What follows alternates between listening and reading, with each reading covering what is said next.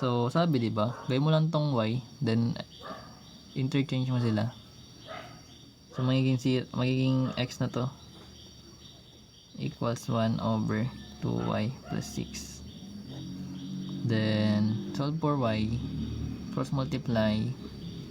So, magkakaroon ka ng x over 2y plus 6 equals 1. Cross multiply, diba? Kasi naka-over 1 to. So, magkakaroon ka ng ganyan. So, sa case na to, distribute mo, magiging 2xy plus 6x equals 1. Then, transpose, magiging 2xy equals 1 minus 6x. So, nagpapalit ng sign pag nililipat, diba? Then, divide na by 2x. Kasi kailangan may isolate yung variable x. Ay, variable y. So, magiging y equals 1 minus 6x over 2x. Ito yung f-inverse niya.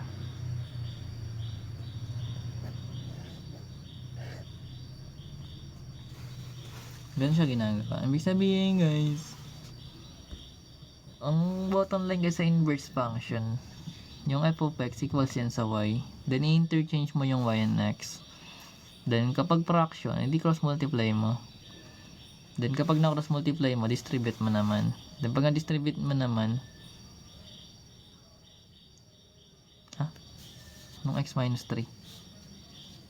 Ang alin?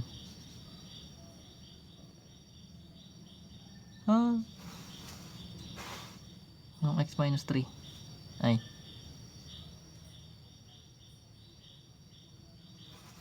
Ubusin niya na assignment niya, guys. Hindi ka on assignment mo. Hindi ba naintindihan? Ganun din naman yun. Parehas lang naman yun. Buti nga ito, hindi ano eh. Parehas lang yan, guys, ha. Yung x, yung ano.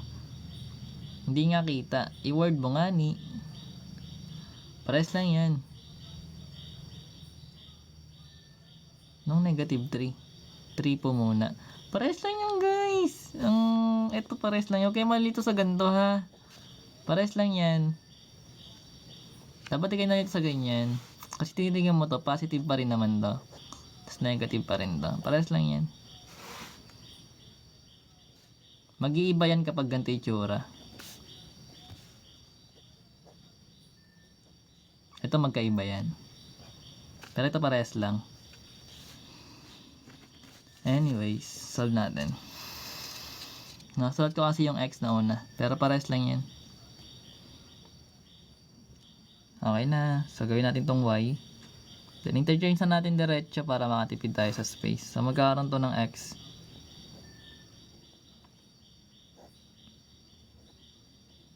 Interchange lang natin yung y tsaka x. Then, cross multiply na. So, magkakaroon ka ng x equals negative y plus 3 equals y minus 5. Then, distribute. So, magiging negative xy then negative 3x equals y minus 5. May y dito, may y dito. Pagkasamahin natin. So, ang gusto mo, dito yung y sa kabila, lahat. Or nandito sa kabila. Asasay pa rin yan. Pero dito na lang natin ilagay. Hindi tayo mahirapan. Then, pag nililipat, guys, nagpapalit ng sign, ha. So, yung negative xy natin, ito pa rin siya. Ayaw nga plus, sorry. That's correct. Magalaro na ako dapat eh. Plus yan, guys. And negative. That's correct. Nice. Nice, nakikinig. So, x times negative y, negative xy, then x plus times 3, that is 3x positive. So, magkakaroon tayo nito. Negative xy, then negative y. Pwede may factor out yung y, lalabas natin. So, magiging negative x na to. Then, ito magiging negative 1. Okay? Kasi negative y times negative x, that is negative xy. Y times negative 1 is negative y. Anyways, ganyan yung ginagawa. Nag-divide mo lang both by negative x minus 1. So, magkakaroon ka ng value ng y as negative 5 minus 3x over negative x minus 1. Or kung gusto mo, gawin mo muna yung negative 1 minus x. Pares lang yan. Pero ganyan yung ginagawa. Ito na yung magiging inverse. So, ang bottom line, huwag kang malito sa ganito na ginawa ko kanina. Pares lang to guys. Nauna ko kasing isulat yung negative, kaya ginawa ko na siyang negative x. Pwede po negative denominator ko is, negative siya eh. Ngayon lumabas eh. Pero kung ayaw mo gawin, edi divide mo siya by negative.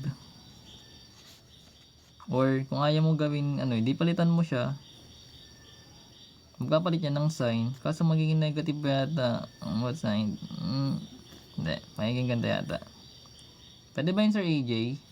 Magiging positive to kasi negative divide negative. Pag nilabas natin yung negative 1, malabas natin yung negative sign. Pero pwede to kasi, okay naman to actually. Dito ako nandito kapag may mga ganito na eh. Pag nilabas natin yung negative sign kasi, magiging 5 plus 3x to over x plus 1. Ito may itsura niya.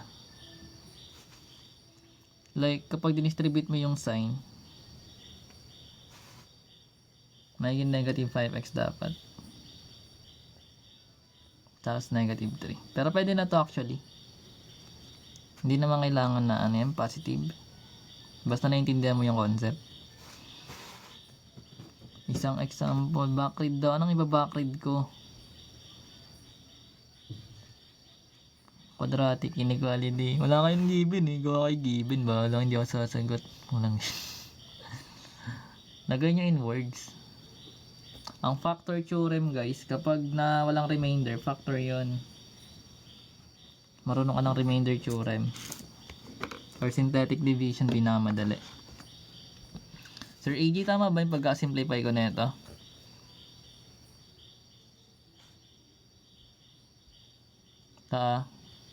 Kapag pag inano to, ginawang positive na both numerator denominator, i-distribute yung sign.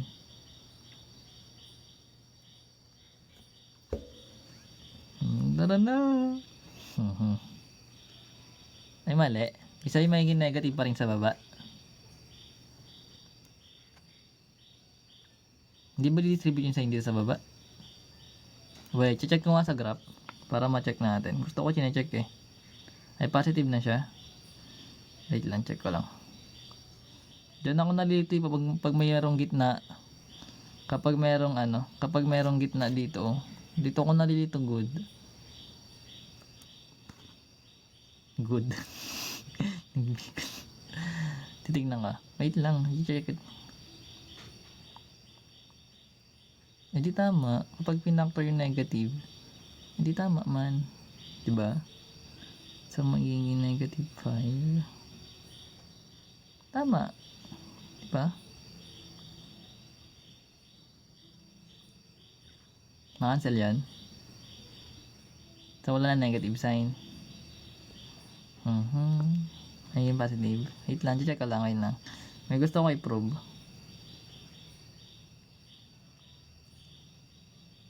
So, positive na siya. Wala nang negative sign. Wait lang. May gusto lang. May gusto akong patunayan eh. Hindi, gusto ko kasing matanggal sa aking isip yung pag medyo malabo. Kaya gagrap natin siya sa Desmos para maklarify. Kaya nga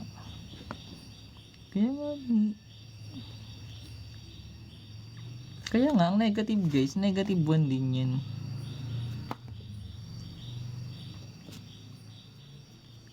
May 1 din yan na negative. Pares lang yan. Pero wait lang, may ipaprove lang ako. Wait lang negative.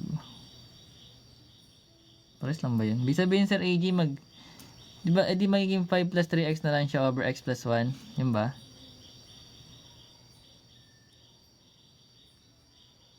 Yun na lang ba yan? 5 plus 3x over x plus 1. So, nasa yung negative nun? Chok. Sa ano kasi yun, negative divide negative, magiging positive, di ba? Ayaw nga. Ang galing nga! Ang galing naman ni Sir AG talaga. Para siya guys, tingnan mo. Kasi negative divide negative nga. Di ba ito yung ano, yung nasolve natin, na red line. Red line, one piece. Tapos pag tinanggal natin yung blue, nilagyan natin yung blue, parehas lang sila, magiging positive. Sa mga wala yung negative sign. Wait lang, may susubukan pa ako. Baka akong buang. Desmos, diyan ka nagka-graph.